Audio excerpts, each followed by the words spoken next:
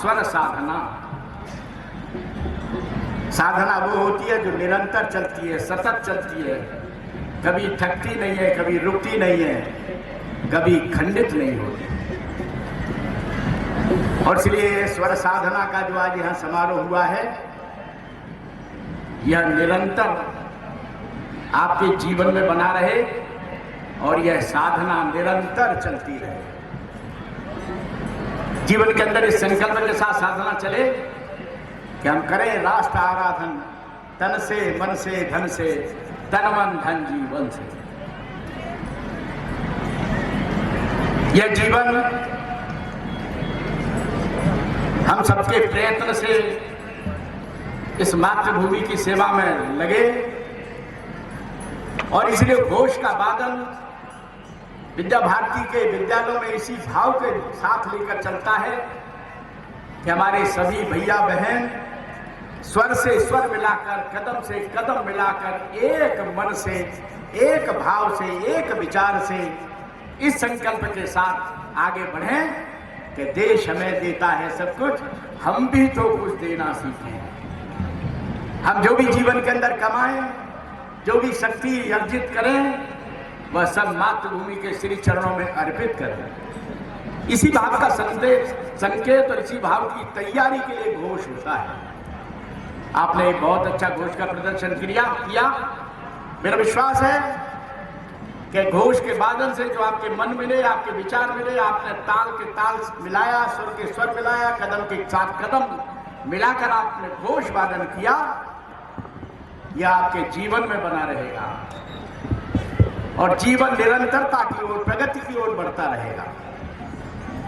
विद्या भारती के विद्यालयों के अंदर सभी भैया बहनों के मन के अंदर राष्ट्रभक्ति का भाव जगे, संस्कृति के प्रति अनुराग जगे, समाज के प्रति संवेदना जगे और ईश्वर के प्रति कृतज्ञता। ईश्वर ने जिस भाव से हमको इस जन्म दिया है, उसकी भाव की सार्थकता इसी में है कि हम अपना जीवन इस मातृभूमि की सेवा में लगा दें, अर्पित कर दें। इस प्रकार का भाव जागरण आप जब सबके जीवन के मन के अंदर हो और यही एक संकल्प लेकर हम आगे बढ़ें कि हम इस देश को ज्ञानवान बनाएंगे। दुनिया के सामने ज्ञान की दृष्टि से भारत यह सर्वश्रेष्ठ होगा।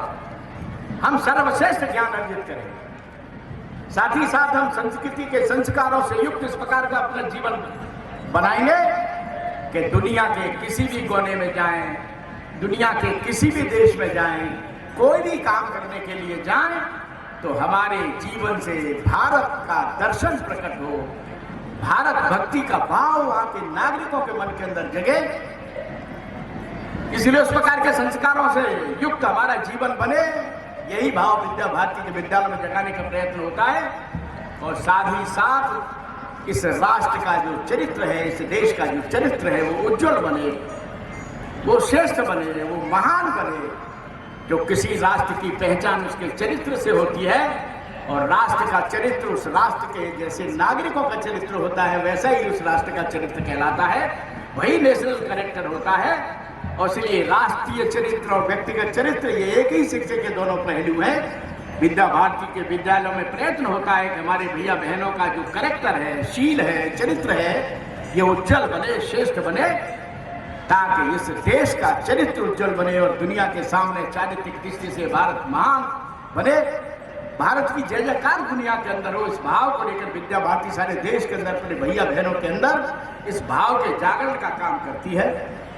मेरा विश्वास है कि यह कार्यक्रम से आप निश्चित रूप से एक नई ऊर्जा लेकर, नया उत्साह लेकर, नया संदेश लेकर अपने अपने स्थानों पर वापस जाएंगे। यह संदेश कभी थकेगा नहीं, कभी रुकेगा नहीं और हम निश्चित रूप से आने वाले भविष्य में भारत को एक उज्जवल भविष्य की ओर ले जाएंगे, एक महानता की ओर ले जाएंगे, एक श्रेष्ठता की ओर ले जाएंगे। वह ज्ञान का क्षेत्र हो, विज्ञान का क्षेत्र हो, खेल का क्षेत्र हो, संगीत का क्षेत्र हो, साहित्य का क्षेत्र हो, सभी क्षेत्रों के अंदर भारत श्रेष्ठता अर्जित करेगा, भारत महान बनेगा। ऐसी महानता का संदेश लेकर भैया बहन सब यहाँ से अपने अपने विद्यालयों के लिए विदा करें, विदा हों। मेरा विश्वास है कि आपने ये जो साधना की है, इस साधना के बल पर विद्या भारती के विद्यालयों के अंदर जो संकल्प जगाया जाता है कि निश्चित रूप से हम इस देश को महान बनाएंगे।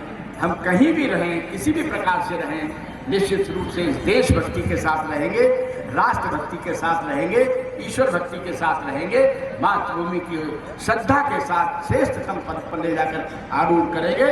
यह भाव लेकर यहाँ से जाएं। मेरा विश्वास है कि निश्चित रूप से यह भाव यह देश के अंदर एक श्रेष्ठता की ओर भारत को ले जाने में समर्थ होगा। इस भाव के साथ पुनः आप सभी भैया बहनों को मेरी पुनः बहुत बहुत बधाई, शुभकामनाएं।